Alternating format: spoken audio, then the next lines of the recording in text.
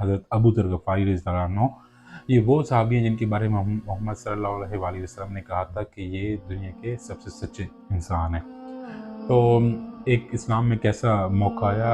ग़ज़वा तबूक, जिसके अंदर कुरान पाक के अंदर इरशाद हुआ कि इस ग़ज़वा के अंदर जो भी हिस्सा नहीं लेगा, जो भी जिहाद नहीं करेगा, वो मुनाफ़िक डिक्लेयर होगा। तो जब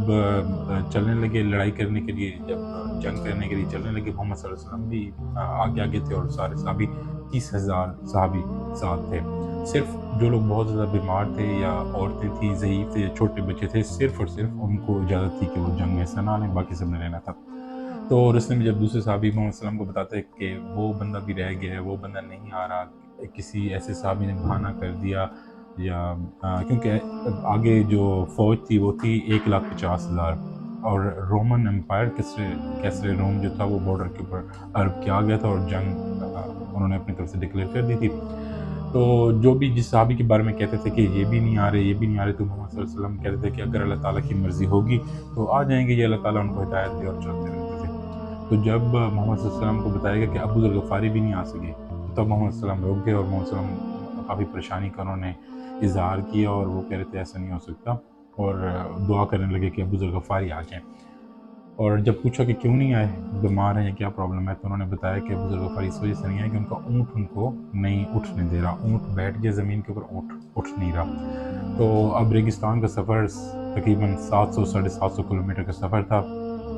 और ऊँट के ऊपर सारा सामान, पानी, हर चीज़ ऊँट के ऊपर थी। उसके अलावा तो सफ़र 100 किलोमीटर करना भी बहुत मुश्किल था, ये तो बहुत लंबा सफ़र था, तो ऊँट के बगैर नहीं हो सकता था।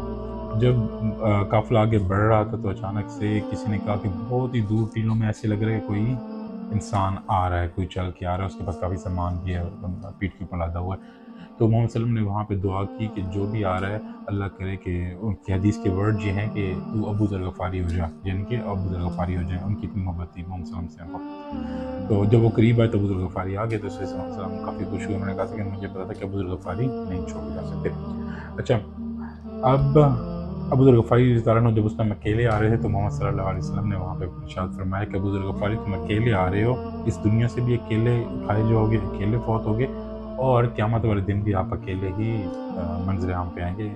लाज़मी बात है कि जो बंदा जहाँ पे दफ़नाया जाएगा तो वहीं से उठेगा। तो उसके बाद ऐसा हुआ जब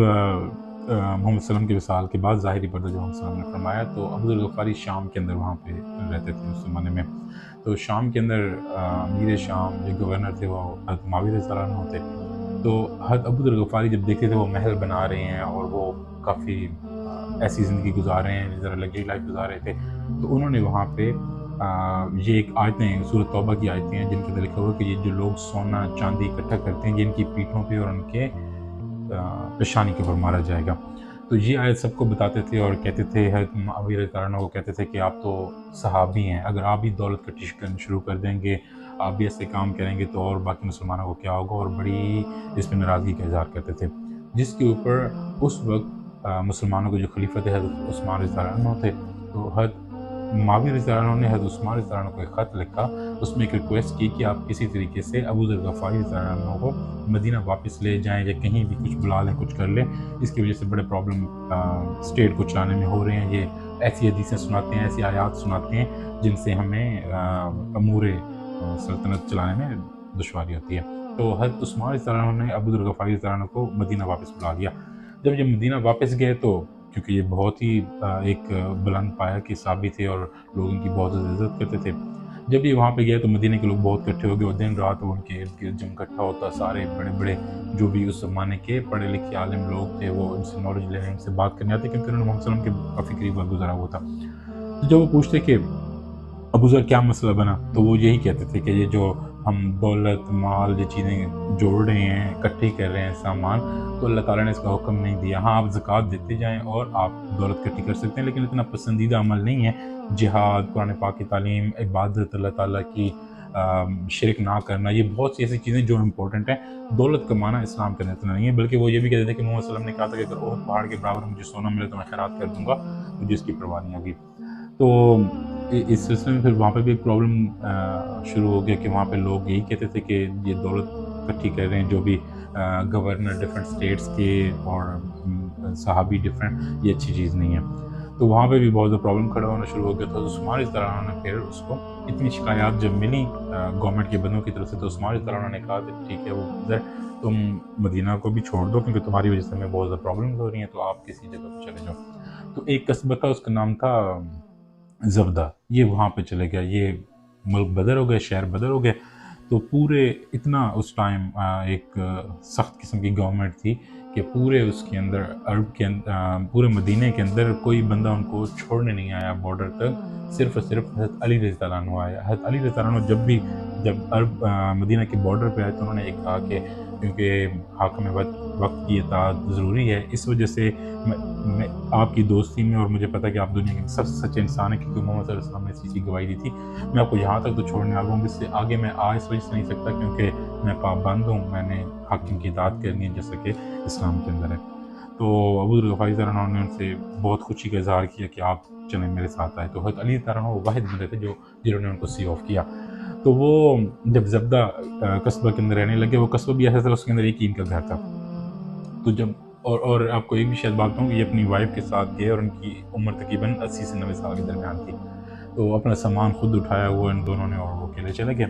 جب ان کا وقت ایسا آیا قریب کہ جب ایسے لگا کہ یہ اب مزید دنیا میں نہیں رہ سکتے، مطلب فوت ہونے والے ہیں اور ان کی زندگی کے آخری ایام ہے، تو ان کی بیوی بہت پریشان ہوئی۔ انہوں نے کہا کہ ہم کسی ایسی جگہ پہ چلے جاتے ہیں، یہاں پہ وہ آپ کو کوئی کفن دفن کا انتظام ہو، جنازہ ہو، ساری چیزیں ہوں۔ تو انہوں نے کہا نہیں، میں نہیں کہیں جاؤں گا، کیونکہ محمد صلی اللہ علیہ وسلم نے کہا تھا کہ تم اکیلے ہی